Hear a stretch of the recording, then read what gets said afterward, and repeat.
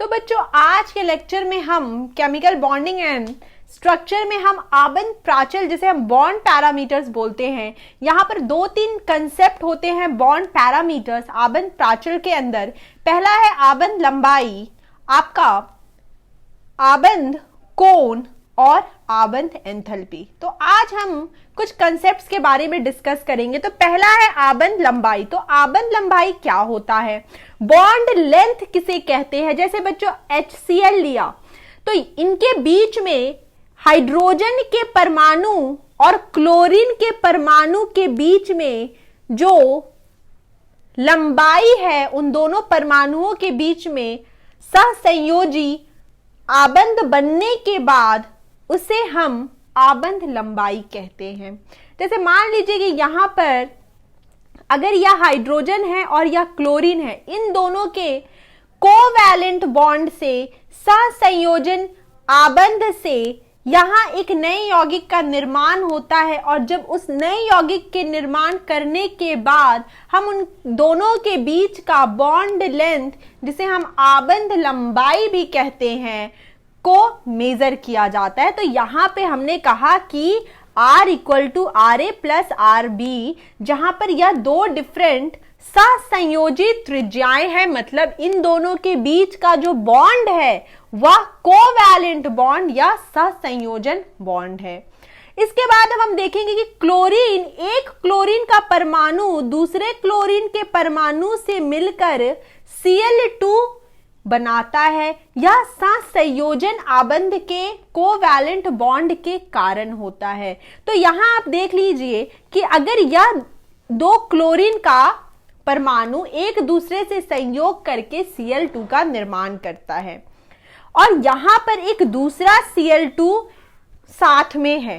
अब दो Cl2 के बीच में जो फोर्स ऑफ अट्रैक्शन या जो आकर्षण बल होता है उसे हम वेंडर वॉल फोर्स बोलते हैं, आप यहां पे देख सकते हो बच्चों, यहां पे लिखा हुआ है वेंडर वॉल फोर्स।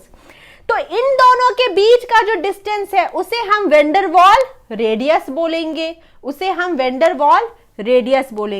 लेकिन यहां पर जब दो परमाणुओं ने मिलकर एक नए अणु का निर्माण किया तो इसे हम सहसंयोजी आबंध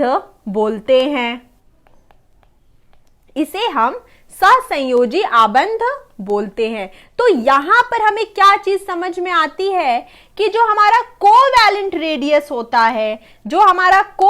रेडियस यानी सहसंयोजी आबंध की जो त्रिज्या होती है वह छोटी होती है वेंडर वॉल फोर्स के तुलना में। यहां पे हम देख सकते हैं कि यहां पर जो दो क्लोरीन का परमाणु है, यहां पर इन दोनों के बीच की जो त्रिज्या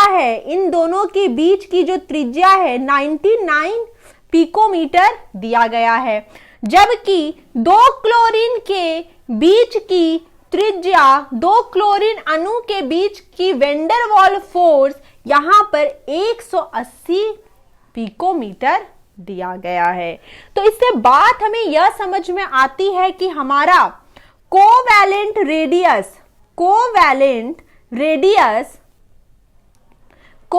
रेडियस छोटा होता है आपके वेंडर वॉल रेडियस से। यहां पे हम लिख देते हैं कि वेंडर वॉल रेडियस साइज में बड़ा होता है।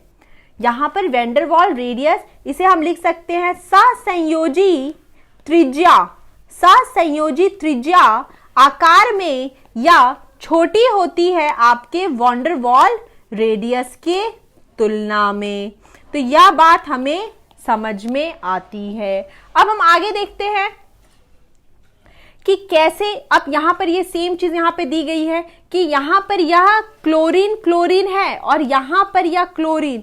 यहां पर सिचुएशन यह है कि क्लोरीन का मॉलिक्यूल Cl2 और यहां पर एक दूसरा क्लोरीन का मॉलिक्यूल, तो इन दोनों के बीच का जो आकर्षण है वेंडर वॉल फोर्स कहलाएगा, उनके बीच की त्रिज्या वेंडर वॉल त्रिज्या कहलाएगी।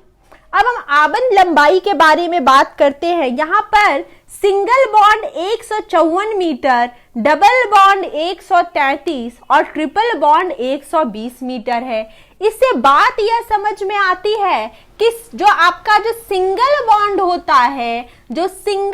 होता है वह डबल और ट्रिपल बॉन्ड की तुलना में लंबा होता है। यहां पर यह बात क्लियर हो गई कि हमारा सिंगल बॉन्ड डबल बॉन्ड और ट्रिपल बॉन्ड की तुलना में लंबा होता है। अब यहां पर हम देखते हैं आबंध लंबाई। हम जानते हैं कि अगर हम ग्रुप 17 या वर्ग 17 की बात करें तो फ्लोरीन, क्लोरीन, ब्रोमीन, आयोडीन, यहां पर हम जानते हैं कि फ्लोरीन का साइज छोटा होता है और धीरे धीरे यह साइज क्लोरीन बड़ा होने लगता है, फिर ब्रोमीन और फिर आयोडीन बहुत बड़ा हो जाता है। तो इन दोनों के बीच का इसका जो लंबाई है HI के बीच और HF के बीच की अगर लंबाई की बात करें तो HI के H और I के बीच का जो बॉन्ड लेंथ है वो ज्यादा होगा, यह ज्यादा होगा और यह कम होगा, क्योंकि यहां पर दो छोटे छोटे परमाणु एक दूसरे से मिलकर एक यौगिक का निर्माण किए हैं। तो यहां पर हम ये चीज समझ में आती है कि अगर हम ऐसे नीचे की ओर जाएं तो आप देख सकते हैं यहाँ पे मैंने नंबर लिख दिया है, यह सारे पिकोमीटर में ये सारे वैल्यू दी गई है। तो हाइड्रोजन और आयोडीन के बीच में जो लंबाई मिली है वो 160 है, जबकि HF के बीच में वह 92। तो जैसे जैसे आप अगर मैं HF की बात करूं तो यह बहुत ही छोटे छोटे परमाणु है, लेकिन अगर मैं HI की बात करूं तो यहां पर आयोडीन का साइज बड़ा है, जिसके कारण इनके बीच की त्रिज्या भी ज्यादा होगी। तो यह आबंध लंबाई। अब यहां पर हमें पता है कि N ट्रिपल बॉन्ड N होता है, ऑक्सीजन डबल बॉन्ड पाया जाता है। फ्लोरीन क्लोरीन की बात करते हैं, तो यहां हम देख रहे हैं कि सभी में सिंगल बॉन्ड है। सिंगल बॉन्ड का मतलब यह है कि N ट्रिपल बॉन्ड N सबसे छोटा है क्योंकि यहां ट्रिपल बॉन्ड है, उसके बाद आएगा अपना डबल बॉन्ड। अब बाकी रहा इन सभी की बात, तो वही कंसेप्ट हम लगाएंगे कि फ्लोरीन और फ्लोरीन दो छोटे एटम हैं तो वह पास पास स्थित है, उनकी त्रिज्या है छोटी। और आयोडीन, तो बच्चों अगर हम फ्लोरीन की बात करें तो यह दो छोटे छोटे परमाणु हैं, लेकिन अगर हम आयोडीन की बात करेंगे तो यह बड़े परमाणु हैं, इनकी त्रिज्या भी ज्यादा होगी। तो इस प्रकार आबंध लंबाई की बात करें तो यहाँ पे I2 का साइज ज्यादा, फिर ब्रोमीन, फिर क्लोरीन, फिर फ्लोरीन एंड देन ऑक्सीजन जहां डबल बॉन्ड और नाइट्रोजन जहां ट्रिपल बॉन्ड।